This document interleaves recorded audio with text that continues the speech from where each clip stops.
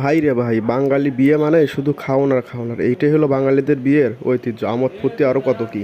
আর বাঙালিদের বিয়ের মধ্যেও দেখবেন বরকে 10 টাকার মিষ্টি খাইয়ে 1000 টাকা নেওয়ার ধান্দা, আর এইটা যদি না হয় তাহলে তো বিয়ে জমবেই না বাঙালিদের। এরপর দেখবেন আরেক দল আবার গেট ধরবে, তারা বাড়ির ভিতরে ঢুকতে দেবে না মিষ্টি খাওয়ানোর পরে টাকা না দিলে। এই নিয়ে যদি একটু কথা দুই কথা হয় তাহলে দেখবেন পার্টি স্প্রে দিয়ে একদম সেরাবেরা অবস্থা।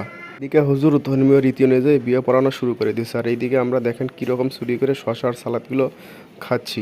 আমরা মনে হয় জীবনেও খাই। বিয়ে পড়ানো শেষ, এখন সেলফি তোলার পালা।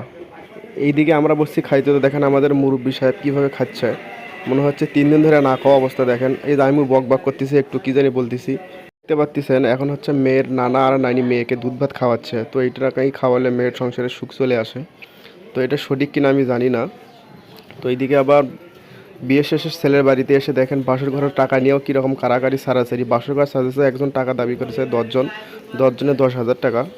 তো এটাই হলো বিয়ের আসলে সত্যিকারের মতো। তো পরের দিন আমরা আবার ওখানকার লোকজন আসবে, সেখানকার জন্য ডেকোরেশন করেছে, দেখেন লোকগুলো খাওয়া দাওয়া করতেছে।